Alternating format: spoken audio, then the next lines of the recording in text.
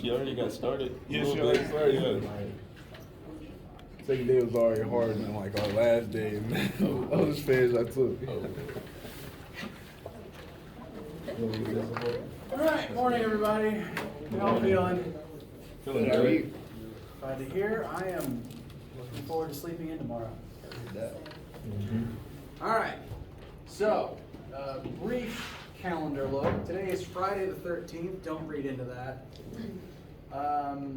As a reminder, there's no class Monday the 16th, so I will not see you in this room that day. I will see you for class next Wednesday the 18th. And since there's nothing on Monday, there will be no lab next week. I want to make sure that's in everyone's brain. So even if you don't have the Monday section, there is no lab next week. There is lecture Wednesday and Friday, but no lab across the week. We will resume normal labs the week after, 23rd through the 27th, where we will do our first full experiment involving marble cannons. Now, in order to do the lab about marble cannons, we have to first learn how to measure and calculate various aspects of motion, because the point is to be able to track the location and movement of the projectile. So to do that, we have to keep covering the basics and start learning about the various variables for motion, which is what we're going to start doing today.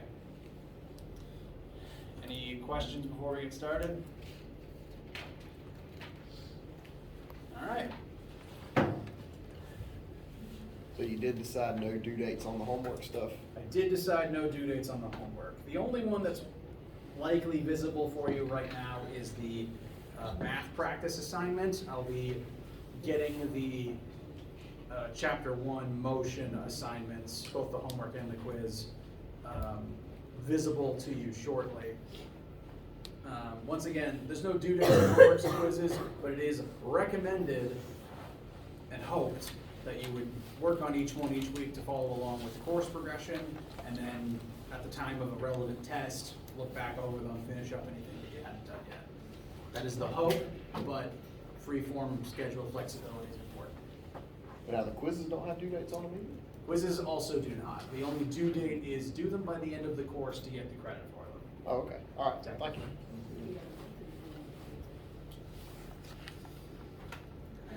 Any other questions? No. The only thing visible right now is it doesn't even have a number on it. It's just homework math practice. Right. Yes, there's, again, no due dates, but the only thing there currently is the first one assignment is math practice. It's not even the Chapter 1 stuff yet. Let me know if you're having any other issues with that. All right. So last time we reviewed the information, the basics of the metric system that we're going to be using, both in terms of metric prefixes and also the three most common metric system units: meters, liters, and grams.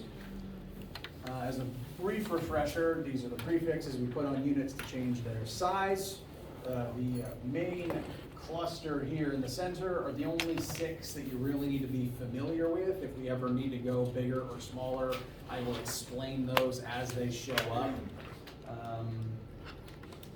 I'd say out of the ones outside of kilo to milli, maybe micro might come up at some point, but I think that's the only one.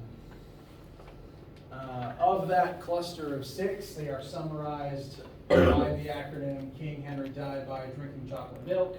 He was clearly lactose intolerant. Write that at the top of your formula sheet. You can use it for any and all conversions if you like, using the leapfrog method. Those are the only 6 that you should really need to be familiar with.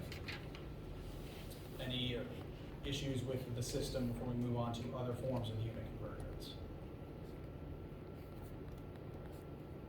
All right. Now, because we like the metric system in this class, we do need to be able to convert non-metric units into their metric counterparts. As an example,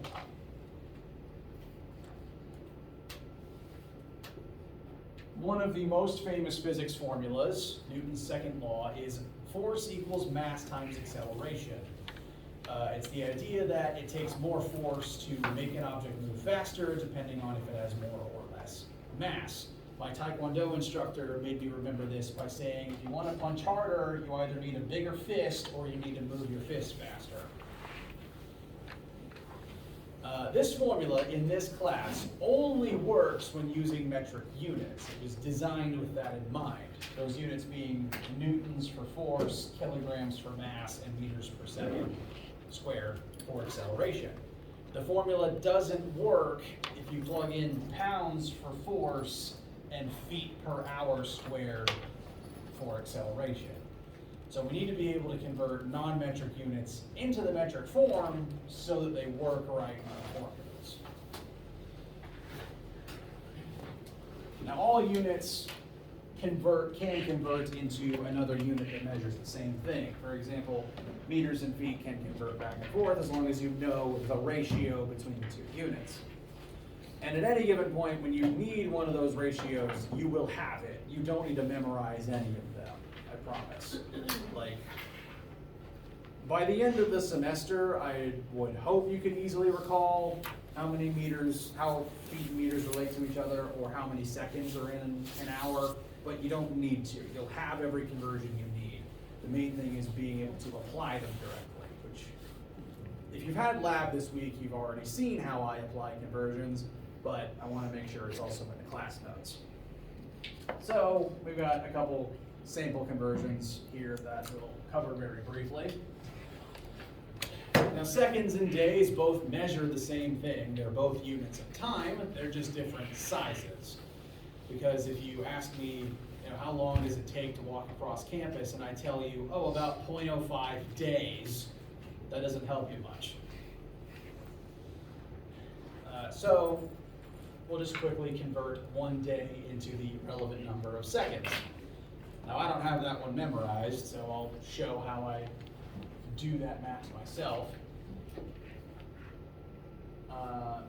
What's the next smallest unit of time after days? Hours. And how many hours are in 1 day? 24. Very good. So this is the conversion ratio between these two specific units. That means that these two numbers are the same thing. They are equal. They are identical. That means that what I can do is,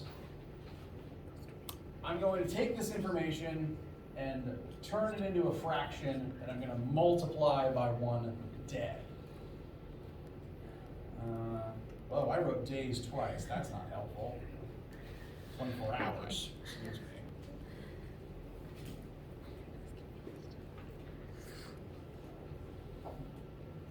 So, I've created a fraction, 24 hours over 1 day. We've established these two things are the same. They're identical, which means I'm dividing something by itself. This is basically like 2 over 2 or 3 over 3. It cancels out. It's technically just the number 1, which means I can freely multiply this by anything I want, and it's just multiplying by 1. You don't change the value at all. But we can use this to change the unit, because the way I stack the fraction, we've got 1 day times 24 hours divided by 1 day. This can cancel out units of days, because units multiply like the other numbers do. A unit divided by itself vanishes. So days divided by days cancels. And that just leaves behind hours. So multiplying 1 day by 24 hours over 1 day gives you 24 hours, the number of hours in a day. Now we already knew that. So this might not be the most helpful piece of information, but we can continue the chain to end up at seconds. So how many seconds are in an hour? Sorry, how many minutes are in an hour? 60. Very good. So 1 hour is 60 minutes. And 1 minute is 60 seconds. This method, I've heard it referred to as either fence post style, because it kind of looks like you're building a fence, or optionally railroad style, because it can either look like railroad tracks or like you're building a train. Name doesn't matter, and you don't even have to use it. I just want to make sure it makes sense when you see it on the board. Doing it this way, specifically in the fraction form, I find makes it easier to know whether you're supposed to multiply by a certain number or divide by a certain number. Because when you set it up like this and you do it so that the units cancel, that makes it, in my opinion, easier to know which number needs to go where. So arranging the chain like this, we can cancel out hours and then cancel out minutes, and that just leaves us with seconds. So 1 times 24 times 60 times 60, bless you, gives us the seconds in a day. How's that feel so far? All right. Now, you don't have to like this method. You don't have to use this method. I just want to make sure you've seen it before I just keep doing it for the rest of the semester. What number does this give us for seconds in one day? 86400, is that what you said? Yeah. Thank you. Sometimes I get, when I'm trying to remember this number, sometimes I get the 6 and the 4 backwards. 86,400 seconds in one day. It's probably, it's more than I think it is, usually.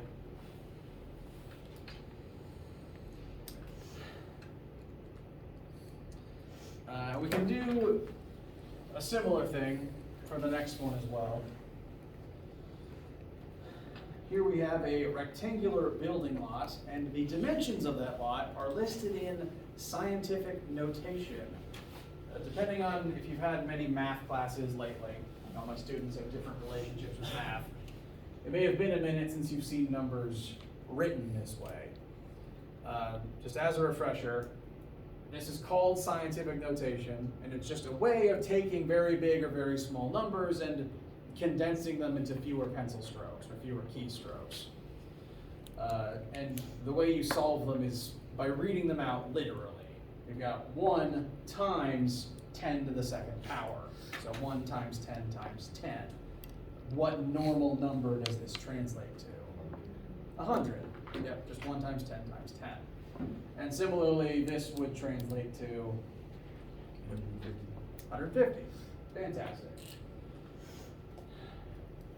It's most useful for very big numbers, because at a certain point in the class when we're talking about gravity, we're going to be dealing with numbers that are like on the scale of the mass of a planet, which is like 27 zeros sometimes. So it's useful for those. Here it's just to make sure that you understand the principle. So we've got a rectangle, that's 150 by 100 feet. And we want to know the area of this rectangle in units of meters squared.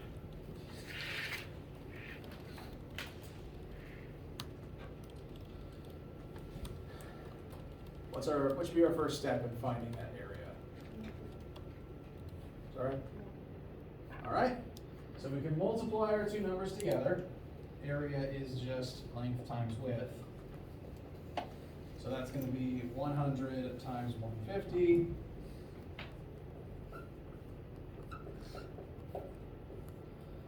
Which is approximately 15,000 feet squared. So that is the area in feet squared. And that would be the unit because we just took feet and multiplied by feet. Feet times feet is feet squared. Now we want that in meters squared, so we would need to convert. Now, we've been given the conversion between meters and feet. For any question where you need a conversion, I'll make sure you have it. 1 meter is 3.3 feet.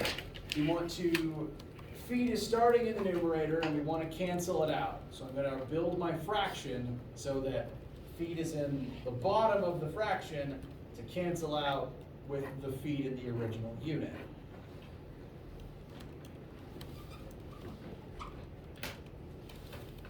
So 1 meter over 3.3 feet. That should cancel out the feet and leave us with meters. And then we're good to go, right? Normally I don't try to trick you, but that was a small trick. What about the squared part? We gotta square it one more time. Because technically, feet squared is not feet times a square. It's feet times feet. It's feet twice. Insert jokes about 2 feet here. So if we divide by if we divide feet squared by feet, this does not just leave a square to behind without a unit. This only cancels out one of the 2 feet in the square. So if this is all we did, if we just did 15,000 divided by 3.3, bless you, the unit here would be feet times meters, and that's a metric imperial hybrid that no one wants. So we need to do it one more time. We need to do the conversion one more time to take that extra feet and turn it into meters also.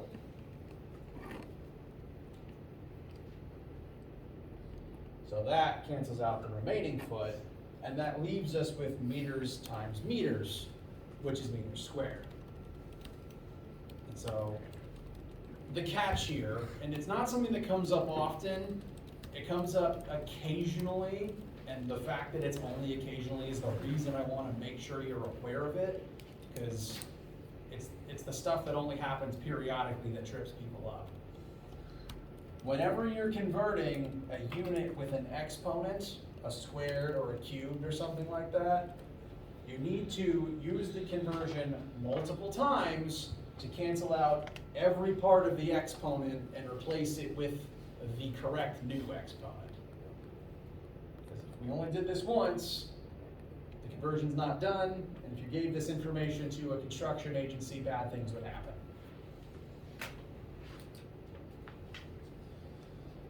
So we need to divide by 3.3 twice, not just once, and I believe the answer comes out to about 1377. 13.4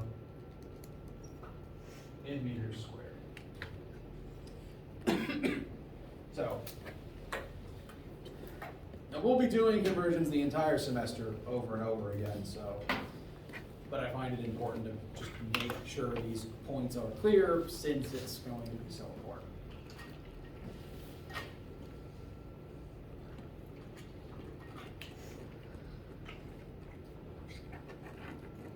So how do we feel about units and the metric system for the most part? All right. Head nods and neutral expressions for the most part. So, we've gone through all this discussion about units so that we will be ready to start measuring and calculating things. Since measurements and calculations are how physicists use math to understand the universe. And so the first thing that we're going to be measuring and calculating is motion. Motion is one of the first things that humans, I believe, ever tried to measure, because you tend to see things moving and you kind of want to know where they are going and how fast they're going. And you tend to see motion measurements every day if you are at all driving vehicles, because there's a speedometer in front of your face. We're going to be starting here because motion is going to show up in pretty much every part of the class. Throughout every part of this class, something will be moving, or alternatively, something might be holding still, and we need to understand all the things that are keeping it still. So, motion, very important. It's foundational to the entire course, and so that will be our first topic. This is the official start of Chapter 1. Chapter 1's subtitle is Motion. Now, motion can get complicated in that we live in a three-dimensional universe, and you can move in any of those 3 dimensions. If you've had many geometry type classes, you're probably familiar with the X and Y dimensions. X back and forth, Y up and down. And these are the main 2 that we will focus on for this class. We're not really going to get any more complicated than this. But I do want to acknowledge that there is a third one, and that is the z-axis. If y points up and down and x points left and right, z points backwards and forwards, either out of the board or into the board. It is the depth axis. And again, if we want to talk about reality as best that we can, you can move in any of those axes in real life, and you can even move in more than one of them at once. Like, you can move up and right at the same time. I could move out and left at the same time, so on and so forth. So I want you to know the z-axis exists, even if we don't do much math in it. So, three-dimensional universe. We will, at most, be doing two-dimensional math, with the exception of a few volume calculations, because volume is technically three-dimensional space. But to start with, just as we're covering the basics of motion, we're going to stick to just one dimension while we get the basics down. And motion in one dimension is just going to be, where are you on this axis, and are you moving forwards or backwards? Just forwards, backwards in one straight line. And once we understand those concepts, we'll throw the y-axis back on there and start talking about more complicated motion, like projectiles. I can never catch my own marker. I don't know why I do that. So, one-dimensional motion to start with. And when talking about motion, there are three primary variables that we're going to be discussing. When I say the term variable, I'm referring to something that we can measure and use in our formulas. If you look at the course formula sheet, which I do recommend you have a copy of with you pretty much all the time. It's located right here in Introductions and Resources. This is the formula sheet that's rated for the exam. It has everything you'll ever need on it. All these different formulas have different variables, by which I mean the various letters in them, that you take the measurement for that specific variable, you put it in the formula, and you can use it to calculate other variables with the formula. So, the variables that we measure get used in the formulas. And as we talk about new variables, I will make sure to tell you what it is, what unit it's measured in, and what letter it is abbreviated to in all of our formulas. And the first three variables we're going to talk about are the ones that you see in this first cluster of four formulas.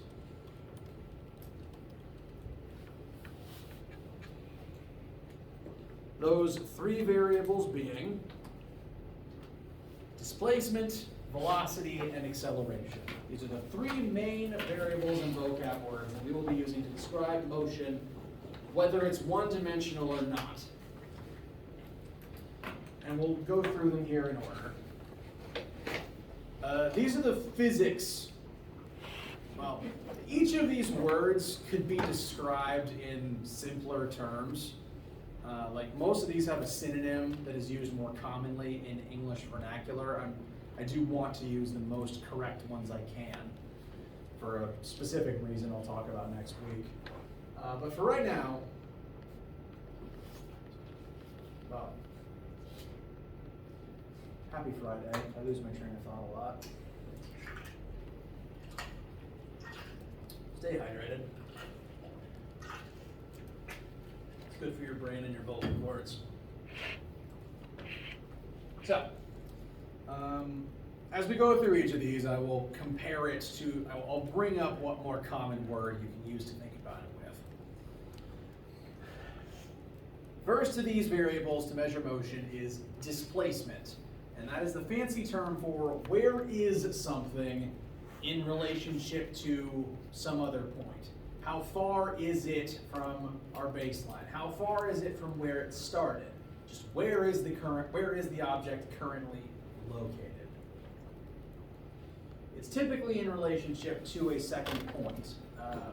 A synonym you can think of would be length, because if something is 2 meters long, one end of it is displaced 2 meters away from the other end. Because we like the metric system in here, our formulas will call for use of meters whenever we need to calculate or measure displacement. And if you're looking at your formula sheet, there's a couple different letters you might actually see that refer to displacement. Those letters being D, just stands for displacement, or possibly X and Y. D just stands for displacement. X and Y specifically refer to displacement within the X or Y axis. Given that I wrote the formula sheet, I think that X would be the most common one that you'd see on there. Double check, actually.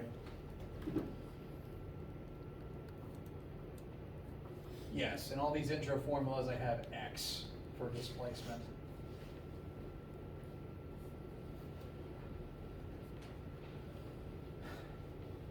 If you see X or Y, it's referring to specifically displacement within the X or Y axis. So the formula sheet might say, velocity is X over time. You could rewrite all the X's to Y's to turn it into a Y-axis equation instead. So if the X-axis version is moving back and forth, you can replace the X's with Y's and talk about up and down instead. So I just wanted to cover that the different letters could be used in this slot for those reasons. So, displacement. I start here, I walk to the other end of the room, and I've displaced 4 meters or something like that. 4 meters away from where I began. Just a physical measurement of length or change in location. Important to be able to measure because you need to know where things are and possibly where they used to be. In the case of the Cannon lab we're moving towards, we want to know where the marble was and how far away it landed, stuff like that. Now the next variable on this list takes displacement and then adds on to it. The next variable here is velocity. They measure the change of displacement over time. The common analog to this, the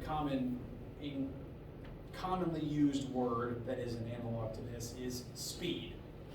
How fast is something moving? When something is actively moving, then it's not only displacing, but it's displacing over a period of time. I said a second ago, I walk from here to the other side of the room and I displace 4 meters. That information alone doesn't tell you how quickly I did that. Because I could walk from one side to the other and maybe take about 4 seconds to do so. Or if I wanted to, I don't. I could sprint to the other side and maybe do it in about 1 second. Now, the displacement alone does not tell you that time, does not give you an idea of how fast it was. The velocity measurement is what does that. And the velocity is defined as the displacement, 4 meters, divided by the time it took to do it. So the more time it takes, you're dividing by a bigger number, and the slower the velocity number. The faster you do something, the less time it takes. You divide by a smaller time number, and you get a bigger velocity. So, on our list of variables, velocity, we're most commonly going to be measuring it in meters per second. Again, that's a unit of displacement over a unit of time. How far did you travel and how long did it take you to do that? And its variable on the formula sheet will be lowercase English v. I'm specifying lowercase because there's 1 or 2 uppercase v's that could stand for either volume or voltage. Those are different things. Lowercase v is velocity.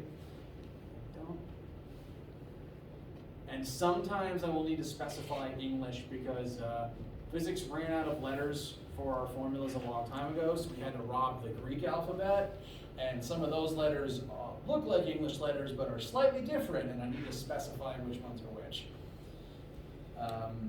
I don't think there's one that looks like I don't think there's a Greek letter that we commonly use that could be mistaken for V. I'll get to that in a minute. But lowercase English v, that's velocity on your formula sheet. The most commonly, I think, used American unit for velocity is miles per hour, and it technically measures the same thing. This can be rewritten instead of mph as miles divided by hours, which is distance over time, like meters per second is.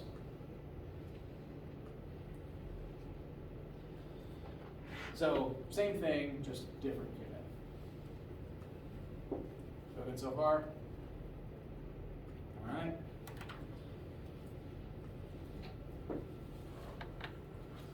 So, if you are actively moving, you are displacing over time, and the fact that that takes time is important, because if you're in a car going at fast speeds, it still takes you some amount of time to get from point A to point B. Even if you're going as fast as you can, some number of seconds still elapses.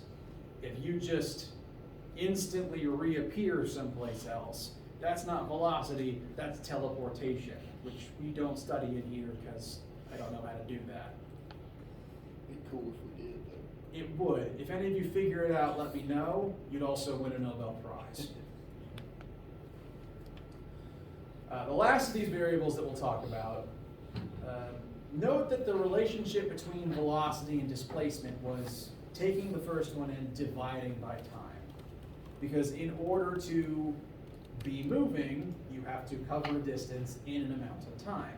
And note the formula, V equals delta D over delta T. Now this is one of those Greek letters I mentioned. Just out of curiosity, does anyone know what it means when there's a delta in your math? Change in, very good. Delta anything means change in something. So here we have delta D, meaning change in displacement, over delta T, change in time. If you have a velocity, your location is changing every single second. So that is what the deltas mean. And that will come up a lot, in fact, even in the next formula.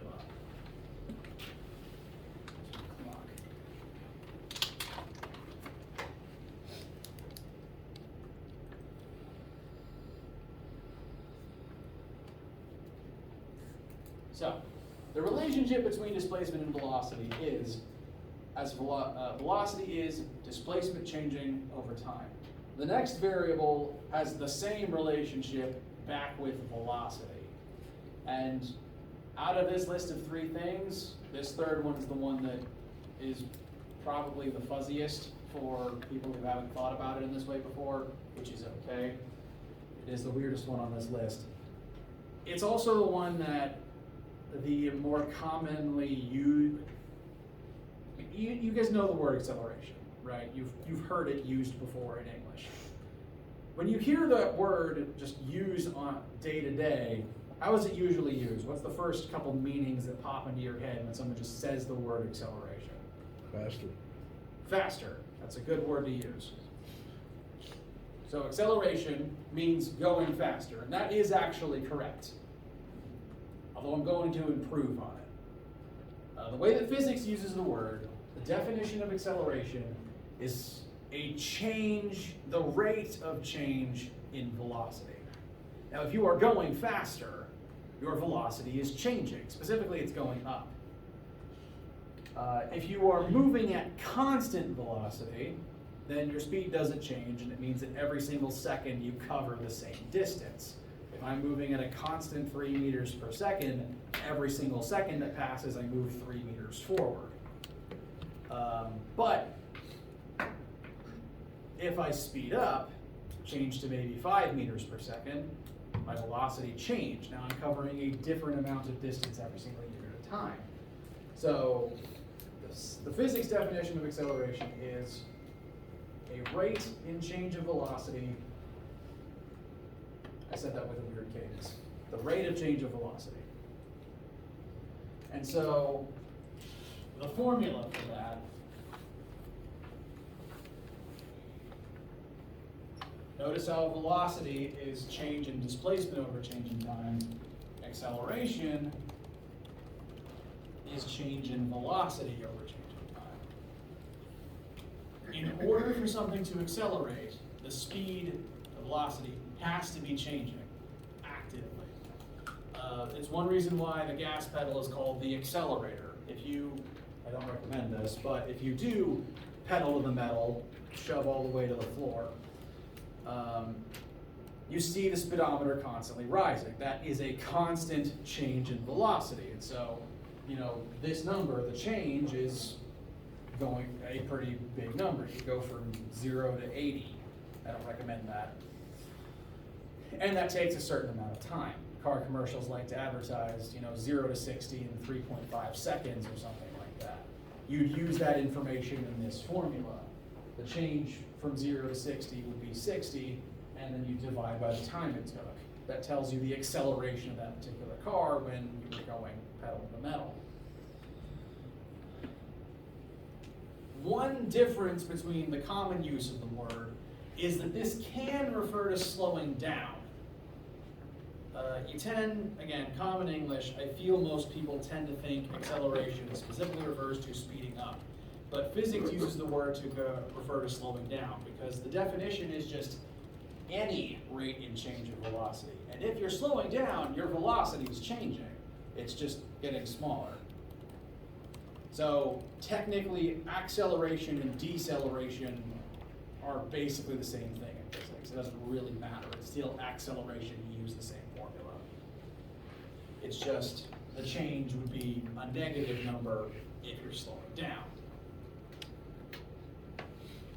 How's that feel so far?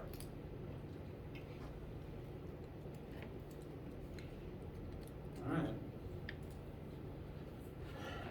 So, on your formula sheet, if a formula has acceleration in it, that variable is going to be a lowercase English a. I want to make it clear that's a lowercase English a, because there are a few formulas, and you only really need the chapter 1 ones right now. You don't need to look at the rest of the sheet yet, but if you did glance at it, you might see that there's a few formulas that have a lowercase alpha in them. That's technically a different letter. I promise I'll go over that and make it make sense later. This is A, this is alpha. This is acceleration. You don't need this one yet.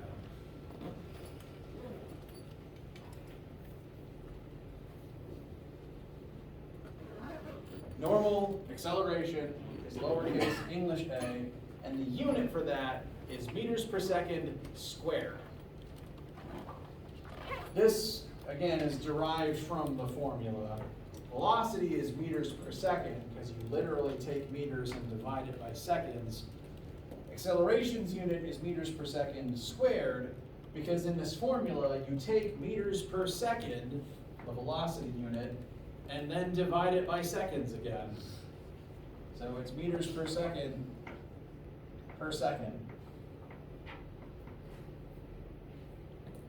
It is an important distinction, because if I ask you for an acceleration and you give me meters per second, that is technically wrong and it makes me sad. Furthermore, if you're reading a question and you're like pulling the numbers out of it that you need for your calculations, and the question gives you, all right, here's the velocity, and you think, okay, meters per second, I'm gonna write that in A. It's not gonna work. So, acceleration is very specifically meters per second squared. I'm gonna say it all semester, and you're gonna see it written all semester. I just wanna try to make that as clear as I can up front. Yeah. So, if you're doing meters per second and then dividing it by seconds again, how does it change? Wouldn't it be the same? So the way that sorry, I find my words. So meters per second divided again by seconds. I'm going to rewrite this in a way that I hope helps illustrate the point. Because whenever you divide by a number, you could rewrite that as multiplying by the inverse of that number. So here we're dividing by seconds. I'm going to then instead multiply meters per second by the inverse of seconds, which is 1/seconds. So this would then be meters per second times 1/seconds. Notice when oriented like this, the seconds do not cancel out. Instead, you do just multiply the two fractions together. This is not like fraction addition where you have to do least common denominator. You can just multiply them. And this would end up being meters times 1 divided by seconds times seconds. So that's the next step of how it comes from this. Does that help? It does. So acceleration will be, it'll always be less than velocity. Is that how that works? Or? That, like the number, Right. that's gonna depend.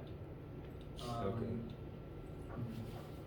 Like it's possible to be moving at a very high speed, like say you're already moving at 70 miles per hour and the speed limit goes up to 80, so you just push on the gas a little bit more and you slowly increase to 80.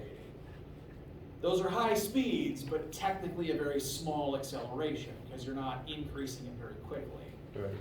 Alternatively, you could start at 0, hit the gas, have a huge acceleration, but then you realized your mistake and you ease off the gas. You don't get very fast in that amount of time, but the acceleration was big for as long as it lasted. So the relationship of the numbers themselves will change based on the question. That makes sense. Okay.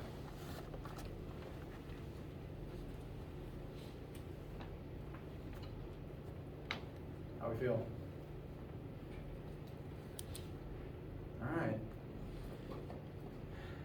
So I said these are going to be the first 3 variables that we're measuring and using. I'm actually going to add one more real quick. These are the first.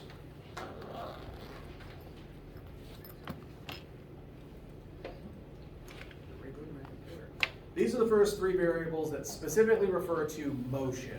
But in order to use them, there's one more variable that I want to make sure is on the list.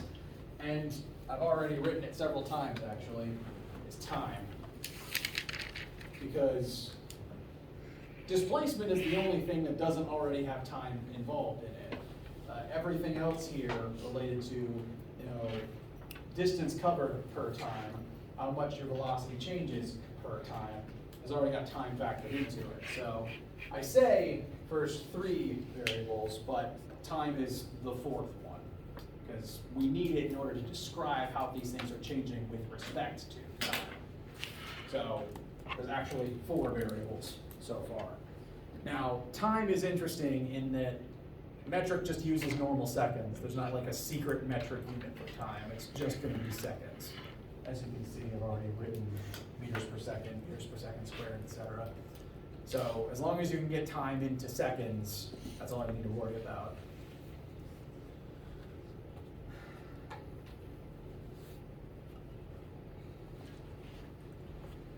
Whoops. That's for next week. Okay, hold on. There we go. Now, what you're seeing on screen may or may not make any sense to you yet. That's okay. This is kind of a department in joke that I will explain.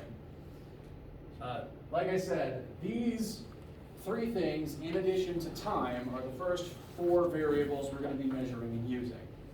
And these are the first 4 formulas that we are going to be using to relate those 4 things to each other and use them to solve for stuff.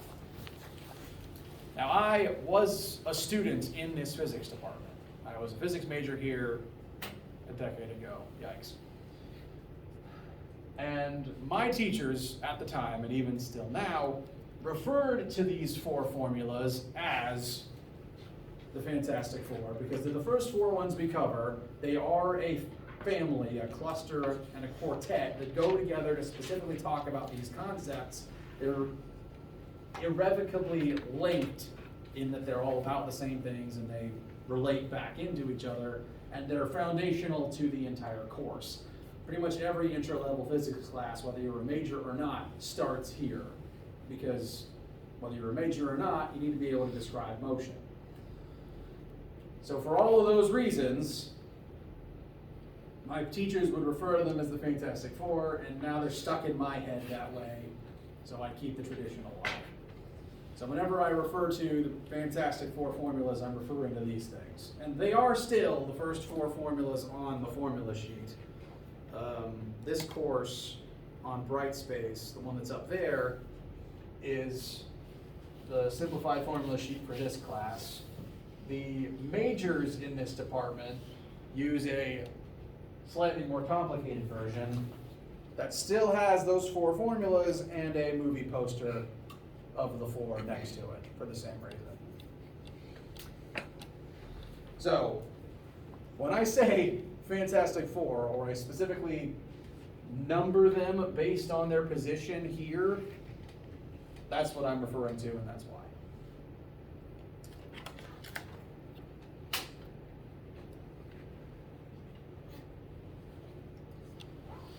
So, first 4 formulas, I want to at least brush over the basics of each one briefly, and we'll start applying them next week to 1-dimensional and eventually 2-dimensional motion to get ready for the Canyon lab the week after. We've actually already talked about the first 2 formulas because these 2 things are just the definitions of velocity and acceleration. You may note this weird little triple equals sign here. I sometimes get questions about this. I want to clear up any confusion. That is an equal sign. You can treat it as an equal sign. It's not some hidden new symbol that means something else. It is still an equal sign. You don't have to treat it any differently.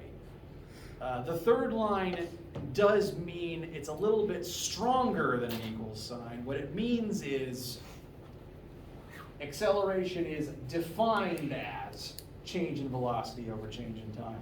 Velocity is defined as change in displacement over change in time.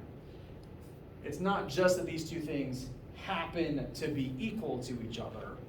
It's that this irrevocably is defined as this. It's not a coincidence, it's an innate part of the thing. Does that make sense? What about the double division line? That is in reference to whether or not the variable in question is a vector or not, which I will discuss next week. Okay. So these first 2 formulas are just the definitions of velocity and acceleration. Velocity is change in displacement over change in time. Acceleration is change in velocity over change in time. To have a velocity, you have to be moving through space, and to have an acceleration, your velocity has to be changing. If you're moving at the same velocity, you're not accelerating. And if you're slowing down, you are accelerating, you're just accelerating backwards.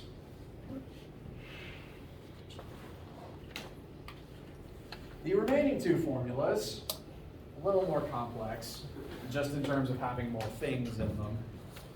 These 2 formulas are used for describing how something moves, like its position while it accelerates.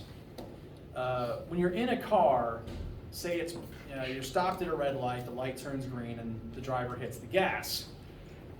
The car does not immediately tick up to 60 miles per hour, and the process of getting up to that speed requires you to be moving forward while it happens, correct?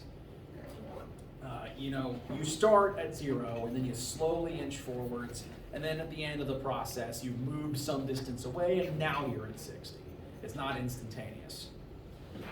In order to accelerate, you have to move through that process, and these formulas are for talking about specifically how far does something move while it accelerates.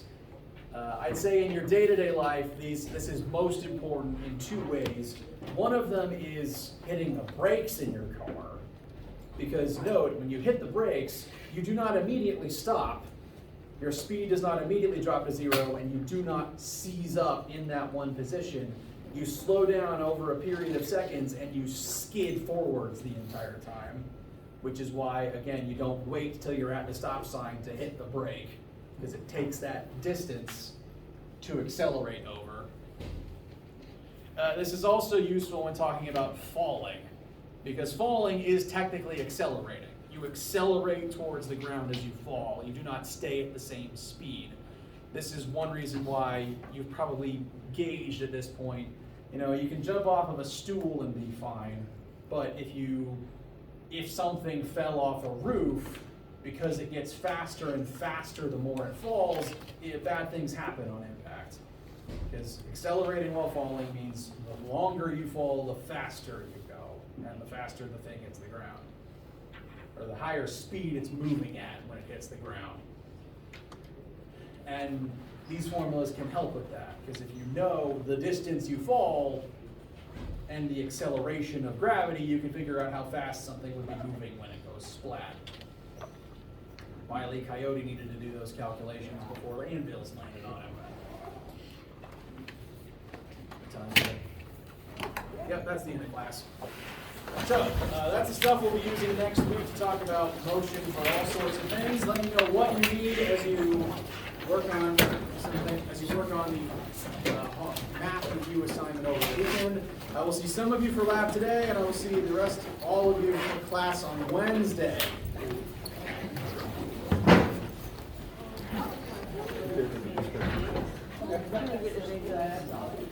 Bye. Have a good weekend. 119. Today it's in the room that it's supposed to be. You have Friday lab, it's in 119 like it says on your registration. I'm waiting. I didn't get to meet you the other day. Hi. Good to meet you. I appreciate it. Yes, sir. I'll see you Wednesday. Hope you have a good weekend. You too.